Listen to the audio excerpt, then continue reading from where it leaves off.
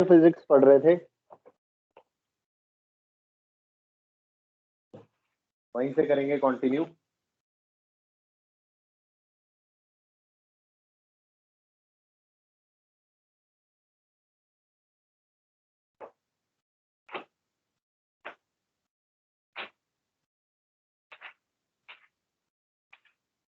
बेटा last time हमने किया था मास defect and binding energy, mass defect and binding energy. आज उससे नेक्स्ट टॉपिक करेंगे।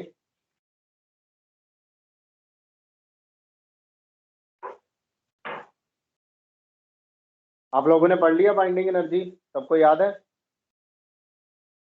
मास defect and binding energy, yes no बोलो।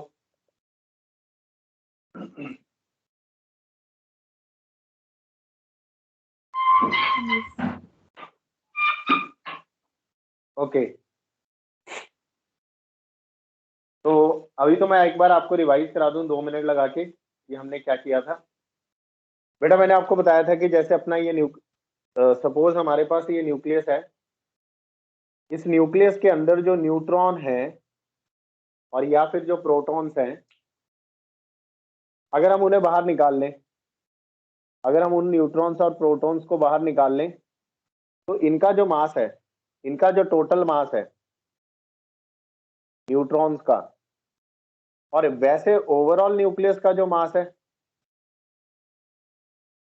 तो ये वाला मास न्यूक्लियस के मास से ज्यादा आता है। मतलब कि न्यूक्लियस का मास कम है as compare to its particles mass. जिन पार्टिकल से न्यूक्लियस बना है उन पार्टिकल्स का मास ज्यादा है, अलग अलग निकाल के ऐड करेंगे तो ज्यादा आएगा, और जब न्यूक्लियस बन जाएगा तो उसका मास कम आएगा, यानी न्यूक्लियस हल्का है। तो एक्चुअल में ये मास गया कहाँ? तो जब भी कोई न्यूक्लियस बनता है, जब भी कोई न्यूक्लियस बनता है तो कुछ मास जो है वो एनर्जी में कन्वर्ट हो जाता है, और उसी एनर्जी को बाइंडिंग एनर्जी कहते हैं। तो बच्चे यहाँ पे बाइंडिंग एनर्जी के लिए आप जरूर लिख लेना, बाइंडिंग एनर्जी क्या है, हमने शायद कल भी लिखा था। वैसे तो हम लोग कहते हैं कि एनर्जी रिक्वायर्ड टू सेपरेट, ये डेफिनेशन है, लेकिन आपको इस तरह से तो चलो याद रखना ही है। आप ऐसे करके याद रखो, binding energy is the amount of energy release. आप ऐसे करके कह सकते हो, amount of energy release, amount of energy released when या during the formation of nucleus, during formation of nucleus, यानी न्यूक्लियस को बनते हुए कितनी एनर्जी रिलीज हुई है वो भी बाइंडिंग एनर्जी है। और बाइंडिंग एनर्जी का फॉर्मूला भी हमने निकाला था, यानी कि डेल्टा एम, कितना मास डिफेक्ट है इन दोनों के बीच में, that is difference in the mass of the nucleons and the mass of nucleus, and if I multiply it with the c square, then obviously we will get the binding energy, or you can say that amount of energy released during the formation of nucleus। ये चीज हम last class में कर चुके हैं। तो किसी को इस पार्ट में कोई डाउट है जो हमने लास्ट क्लास में किया है?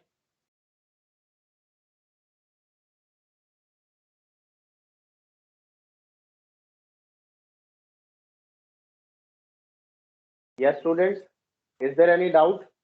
इस पोर्शन में किसी को कुछ भी पूछना हो आप पूछ सकते। ओके, देन फिर हम आगे कंटिन्यू कर रहे हैं। तो बच्चे मास डिफेक्ट और बाइंडिंग एनर्जी के बाद आज हमने पढ़ना है binding energy per nucleon, binding energy per nucleon and nuclear stability. तो ये हमारा आज का टॉपिक है, बाइंडिंग एनर्जी पर न्यूक्लियन।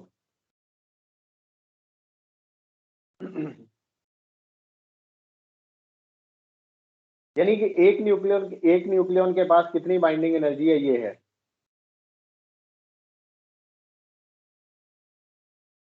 तो बेटा इसमें लिखो, binding energy per nucleon is, binding energy per nucleon is equal to the total binding energy, is equal to the total binding energy divided by total binding energy of the nucleus divided by total binding energy of nucleus divided by total number of nucleons. Total number of nucleons. So this is, यानी अगर हम लोग number of nucleon से divide कर दें total binding energy को, that is called binding energy per nucleon. इसका मतलब क्या होता है बच्चे? इसका मतलब होता है कि अगर हमें एक न्यूक्लियन को न्यूक्लियस से बाहर निकालना है, क्या मतलब है? स्क्रीन ब्लर हो गई. ब्लर हो गई है, सॉरी.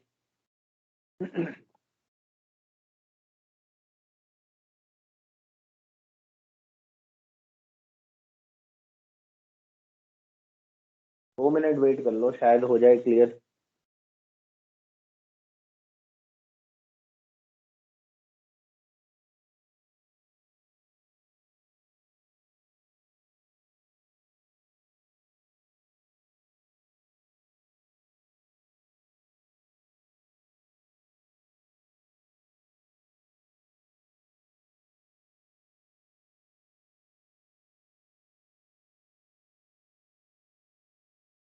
अभी चेक करो, अभी ठीक है? Yes sir. ओके, तो मैं ये कह रहा था, इसका मतलब क्या है? सपोज ये हमारा न्यूक्लियस है, इस न्यूक्लियस के अंदर प्रोटॉन्स हैं, न्यूट्रॉन्स हैं, अलग अलग हैं. इस न्यूक्लियस के अंदर कुछ प्रोटॉन्स हैं, कुछ न्यूट्रॉन्स हैं, लाइक दिस. तो किसी एक पार्टिकल को यहां से रिमूव कराने के लिए, मान लो इसे रिमूव करवाना है, इसे बाहर निकालने के लिए energy required to remove 1 electron, average energy required to remove, sorry not electron, energy required to remove 1 nucleon from its nucleus. लिख लो बेटा, डेफिनेशन लिख रहा हूं. Energy required to remove, average होती है, और ये क्योंकि हर किसी की अलग अलग होगी ऑब्वियसली, थोड़ी सी कम ज्यादा होती रहती है, लेकिन एवरेज ले लेते हैं. Average energy required to remove 1 nucleon from its nucleus to infinite distance या to infinite separation is called binding energy per nucleon. Is called binding energy per nucleon.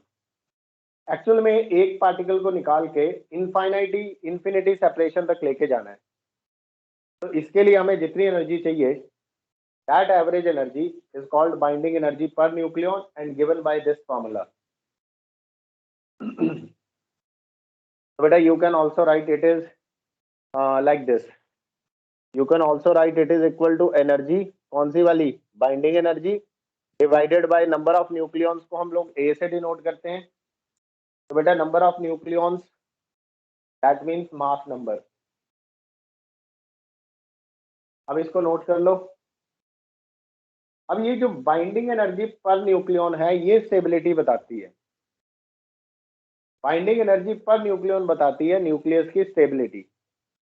Total binding energy stability नहीं बताती. तो बेटा greater the binding energy per nucleon, greater will be the stability.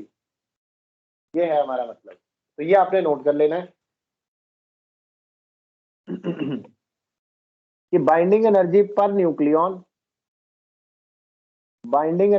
Nucleon is proportional to nuclear stability. It means जितना ज्यादा binding energy per nucleon आएगी किसी particular nucleus की, उतनी ही ज्यादा स्टेबिलिटी होगी. एक्चुअली ये याद रखना कि बाइंडिंग एनर्जी पर न्यूक्लियन ये एक एवरेज एनर्जी है. हो सकता है कि इस प्रोटॉन को निकालने के लिए थोड़ी इससे ज्यादा एनर्जी चाहिए, और इस वाले प्रोटॉन को निकालने के लिए थोड़ी कम एनर्जी चाहिए, तो सब थोड़ा मोटा चेंज रहता है, तो हम एवरेज वैल्यू लेते हैं. तो that's average energy to remove 1 nucleon from its nucleus, that is called binding energy per nucleon, and it is proportional to nuclear stability. जितनी ज्यादा आएगी ये वैल्यू, इट मीन्स न्यूक्लियस उतना ज्यादा स्टेबल है। Is it clear students? Yes और no?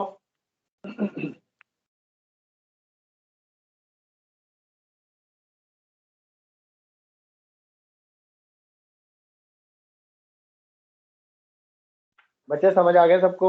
Yes और no? Yes sir. Okay, तो नोट भी कर लिया होगा। आगे चलते हैं। अब हम लोग एक ग्राफ बनाएंगे।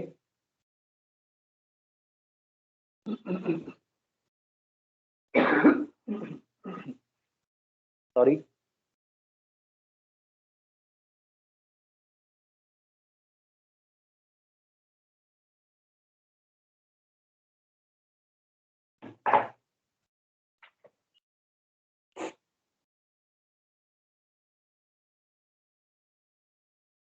तो अभी हेडिंग लगा दो, ग्राफ बिटवीन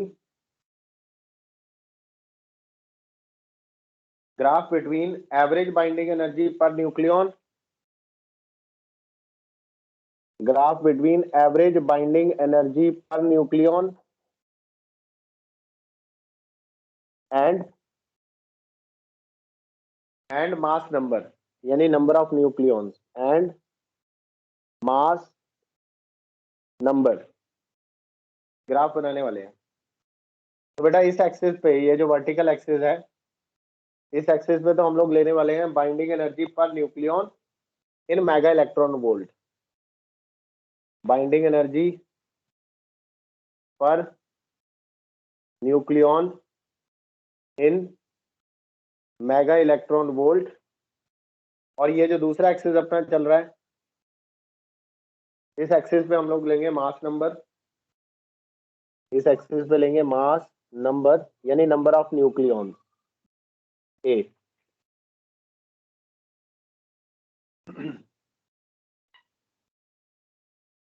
ऐसे लगा लो यहाँ पे value, it is 2 4 6 8 10, 2 mega electron volt, 4 mega electron volt, 6 8 and 10। और इसी तरह से इस तरफ। अब बच्चे ये जो ग्राफ बनेगा, ये जरा ध्यान से देखना, यहाँ 6 और 8 के बीच से कुछ इस तरह से रहता है ग्राफ, समथिंग लाइक दिस। उसके बाद 6 से थोड़ा डाउन आता है, ऐसे पीक सी बनती है, खैर इसका हमारा इतना ज्यादा है नहीं। देन एक बार फिर राइज करेगा, 8 पे नहीं जाएगा, 8 से थोड़ा नीचे रहेगा राइज करके, फिर वापस आएगा और फिर राइज करेगा। ध्यान से बनाना है इसे।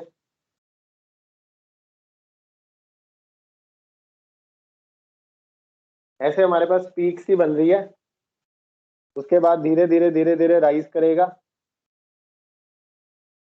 समथिंग लाइक दिस, एंड फिर दोबारा से धीरे धीरे कम होना शुरू हो जाएगा।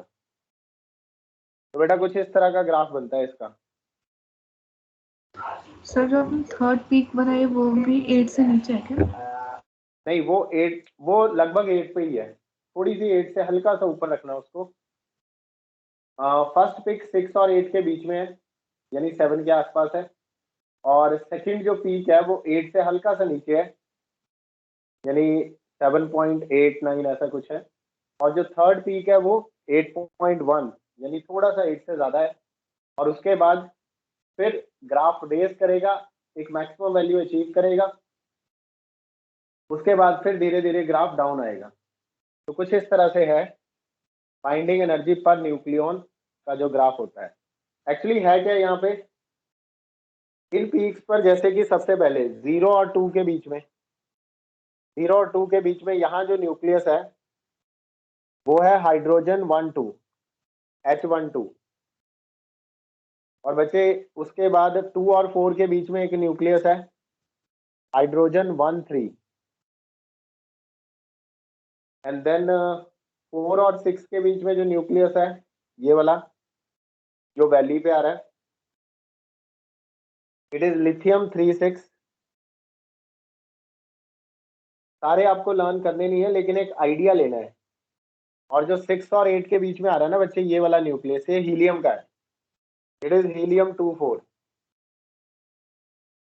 यहाँ पे मैं इसको यहाँ लिख दूं हीलियम, इट इज हीलियम-2 and 4। लिख लेना, मैं छोटा लिख रहा हूँ शायद ना दिखे आपको। 6 और 8 के बीच में जो फर्स्ट पीक है मैक्सिमम, दैट इज हीलियम-24। उसके बाद ऐसे ही यहाँ कार्बन, नाइट्रोजन वगैरह आते हैं, जैसे ये वाली जो है दिस इज नाइट्रोजन। नाइट्रोजन है 714 एंड जो पीक 8 से हल्की सी ऊपर जा रही है दैट इज ऑक्सीजन 816। जैसे ये वाली पीक है बच्चे, दिस इज ऑक्सीजन 8 and 16। तो जरूरी नहीं है आपको ये सारी पीक्स याद रखनी है, कहाँ कहाँ कौन कौन सा एटम है, बस एक आइडिया कि यहाँ हाइड्रोजन है, इस पीक पे हीलियम है, दूसरी पीक पे कार्बन होगा, nitrogen, oxygen, something like this. इस तरह से है अपना ग्राफ, 2-3 पीक्स बनती हैं। उसके बाद ग्राफ जो है यहाँ कहीं, यहाँ पर ना अपने ध्यान से बनाना है इसको। ग्राफ रेज करेगा, एक मैक्सिमम अचीव कर लेगा, उसके बाद ग्राफ जो है मैक्सिमम के बाद धीरे धीरे धीरे धीरे कम हो रहा है, समथिंग लाइक दिस, इस तरह का ग्राफ है। ये जो मैक्सिमम पीक है ये आयरन के लिए है, मैक्सिमम पीक आयरन की है, आयरन 26 and 56। आयरन 26 and 56 जो मैक्सिमम वैल्यू है वो आयरन की है। और इसके बाद लास्ट में एक यूरेनियम आप बना सकते हो, यूरेनियम की पीक है एक। अब आयरन की पीक पे हमें ध्यान देना है कि आयरन कहाँ बन रहा है। बेटा आयरन की वैल्यू जो आ रही है वो 8.8 आएगी। आयरन की वैल्यू है 8.8 मेगा इलेक्ट्रॉन वोल्ट, यानी आयरन की जो आप पीक बनाओगे वो 8.8 पे बनाओगे।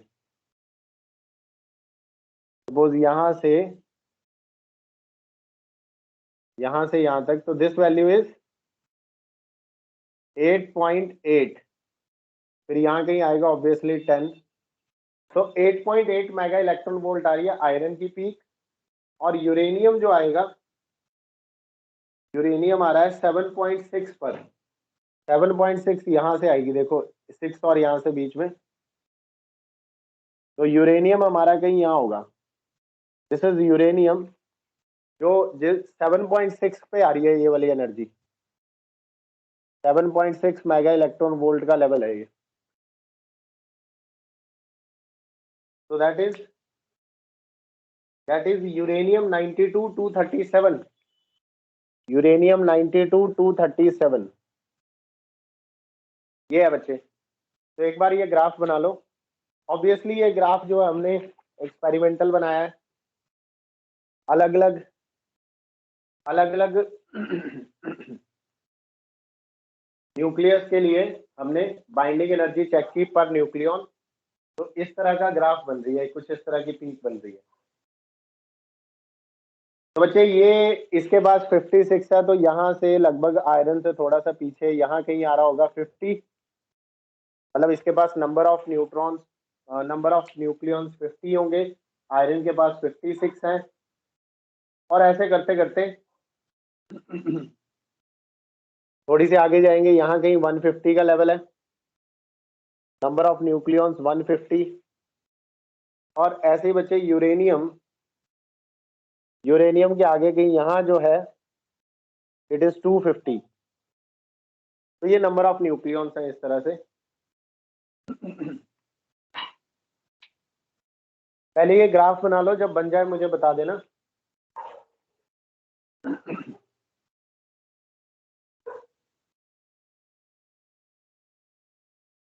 ये बड़ा इंपॉर्टेंट ग्राफ है, एग्जाम में इससे बड़ा कुछ आता है, इससे रिलेटेड क्वेश्चंस भी आते हैं, या कई बार ऐसे ही आ जाता है कि binding energy per nucleon versus mass number का ग्राफ बनाओ। ओके बच्चे, सबका हो गया? Yes no? रब कर दूं इसे?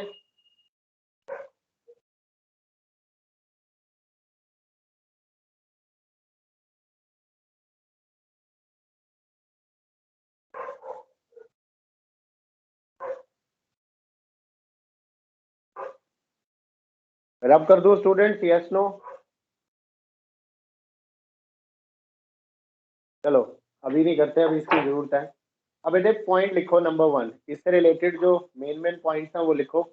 सबसे पहला पॉइंट लिखना है बच्चे,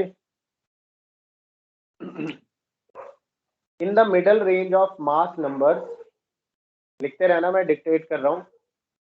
in the middle range of mass number from 30 to 170, in the middle range of mass number from 30 to 170, in the middle range of mass numbers from 30 to 170, the binding energy per nucleon is almost constant. Binding energy per nucleon is almost constant. हम ये नहीं कह रहे exactly constant है, but बहुत near by values हैं। 30 से लेकर 170 के बीच में अगर मास नंबर है तो बाइंडिंग एनर्जी पर न्यूक्लियन की वैल्यू ऑलमोस्ट कांस्टेंट ही है, यानी वैल्यू यही घूमती है 8.8, 8.7, 8.6, 8.8, something like this. So first point is, in the middle range of mass numbers from 30 to 170, binding energy per nucleon is almost constant. That is it is almost independent of mass number. That is it is almost independent of mass number. बेटा ये first point है, मतलब mass number change हो रहा है, 30 है, 40 है, 50, 60, 70, 80, 100, 150, 170 तक मास नंबर तो चेंज हो रहा है, लेकिन जो बाइंडिंग एनर्जी पर न्यूक्लियन है उसमें इतना चेंज नहीं आ रहा, नेग्लिजिबल चेंज है। तो वी कैन से दैट कि इस रेंज में 30 से लेके 170 के बीच में जितने भी न्यूक्लियॉन्स आते हैं, जितने भी न्यूक्लियस आते हैं, sorry, they have almost same binding energy. हालांकि मैक्सिमम बाइंडिंग एनर्जी आयरन की है, बट हाँ almost they have same binding energy. बहुत माइन्यूट सा चेंज आ रहा है 30 से 170 के बीच में, यानी ग्राफ ऑलमोस्ट जो है ज्यादा स्लोपी नहीं आ रहा, ग्राफ हॉरिजॉन्टली बन रहा है। 30 के बाद से लेकर 170 तक ग्राफ ऑलमोस्ट स्ट्रेट ही बन रहा है। तो this was the first point बच्चे। उसके बाद सेकंड पॉइंट लिखो आप। Second point, the maximum value is about 8.8 mega electron volt. The maximum value, second point लिखना है अपने, फर्स्ट पॉइंट लिख लिया, उसके बाद सेकेंड पॉइंट लिखना है, maximum value is about 8.8 mega electron volt. This one 8.8 is about 8.8 mega electron volt for iron 2656, for iron 2656, and hence iron is most stable.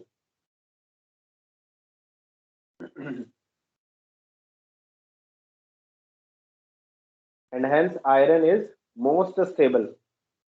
तो बच्चे सबसे ज्यादा जो न्यूक्लियस स्टेबल है वो आयरन का न्यूक्लियस स्टेबल होता है सबसे ज्यादा। इस ग्राफ से यही समझ आता है, क्योंकि इसकी बाइंडिंग एनर्जी पर न्यूक्लियन की वैल्यू सबसे ज्यादा है, it is 8.8 mega electron volt. या आप ऐसे भी कह सकते हो कि आयरन का ये न्यूक्लियस बनाने के लिए उसमें एक न्यूक्लियस, एक पार्टिकल को ऐड करने के लिए हमें 8.8 मेगा इलेक्ट्रॉन वोल्ट एनर्जी मतलब रिलीज होगी उस वक्त जब ये न्यूक्लियस बनेगा।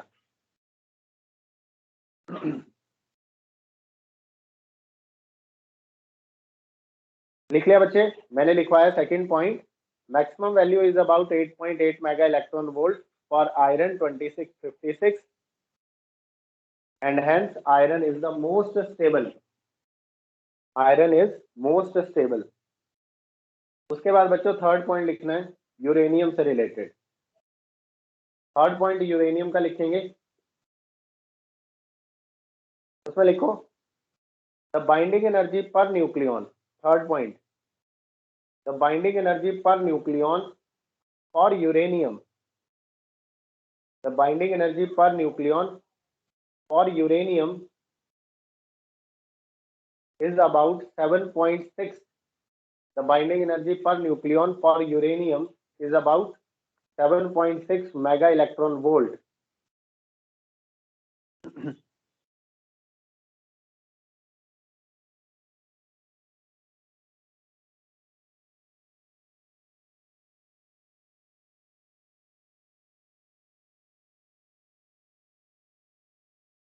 is about mega electron 7.6 mega electron volt.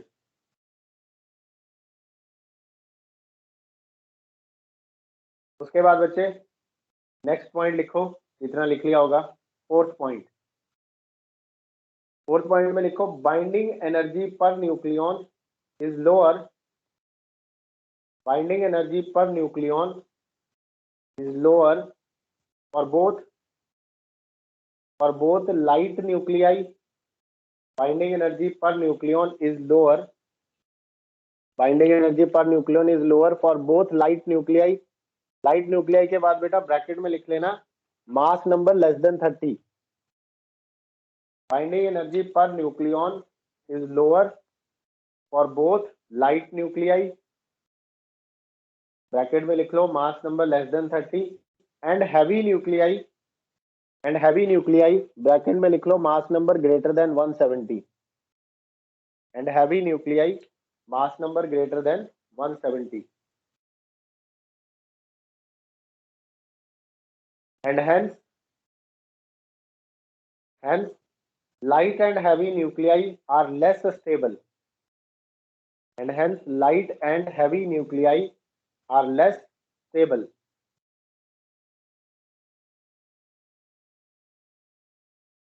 बच्चों लिख रहे हो? यस नो बताओ, लिख रहे हो ना सारे?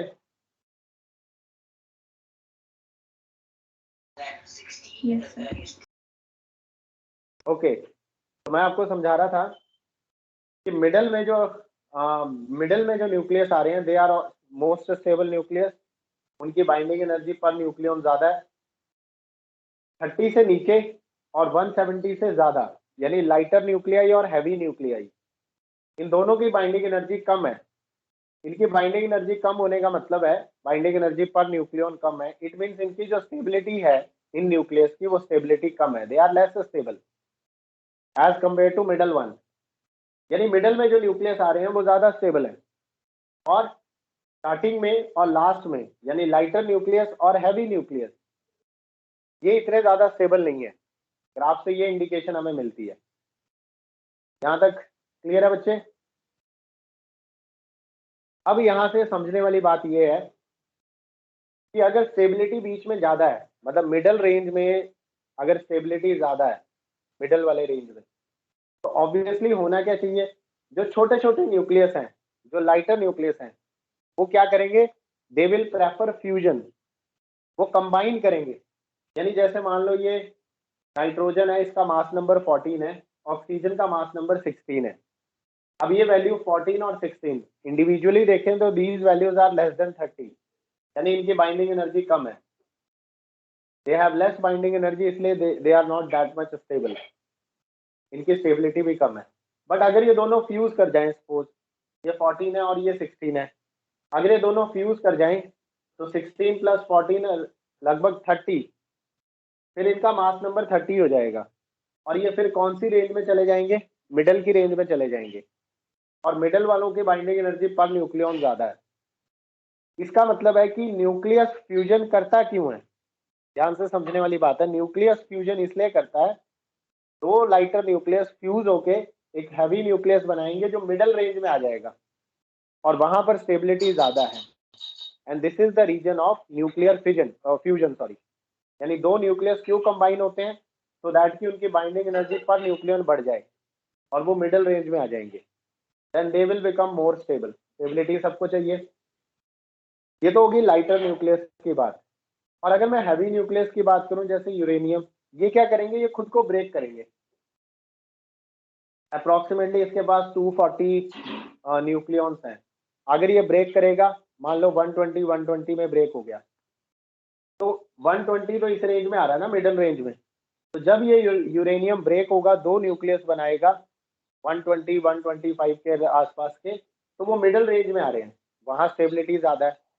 तो बच्चे इन शॉर्ट बोले, जो लाइटर न्यूक्लियस है वो फ्यूज होंगे और मिडल रेंज में चले जाएंगे, जो हैवी न्यूक्लियस है वो फिजन करेंगे, वो टूटेंगे, ब्रेक डाउन होगा उनका, और वो भी मिडल रेंज में आ जाएंगे। इस केस में हम लोग कहते हैं it is called nuclear fusion. Heavy nucleus के लिए हम लोग कहते हैं न्यूक्लियर फिजन। और ये न्यूक्लियर फ्यूजन और फिजन रिएक्शन क्यों हो रहे हैं? क्योंकि फ्यूजन करने से ये मिडल रेंज में आ जाएंगे और फिजन ब्रेक होने से वो मिडल रेंज में आ जाएंगे, जिस वजह से इनकी स्टेबिलिटी बढ़ जाएगी। तो दिस इज द रीजन की न्यूक्लियस जो है वो रिएक्शंस करता है, न्यूक्लियर फिजन और फ्यूजन रिएक्शन। आपको मेरी बात समझ आई students? Yes no? Yes sir. तो चलो ठीक है, बस यही हमारा लास्ट पॉइंट है जो मैंने लिखवाया। लिखो बेटा, when we break, next point लिखो, when we break one heavy nucleus, when we break one heavy nucleus like uranium 238, uranium जिसका मास नंबर 238 है या 237 है, when we break one heavy nucleus like uranium 238 in two smaller nuclei. When we break a heavy nucleus in two smaller nuclei, then for both the smaller nuclei,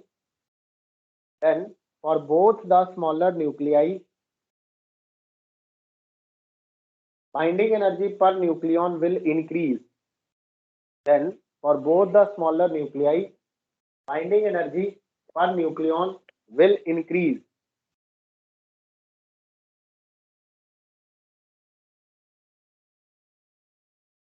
Hence in the splitting process, मतलब ये जो break down हो रहा है, hence in the splitting process energy would be released. Hence in the splitting process energy would be released.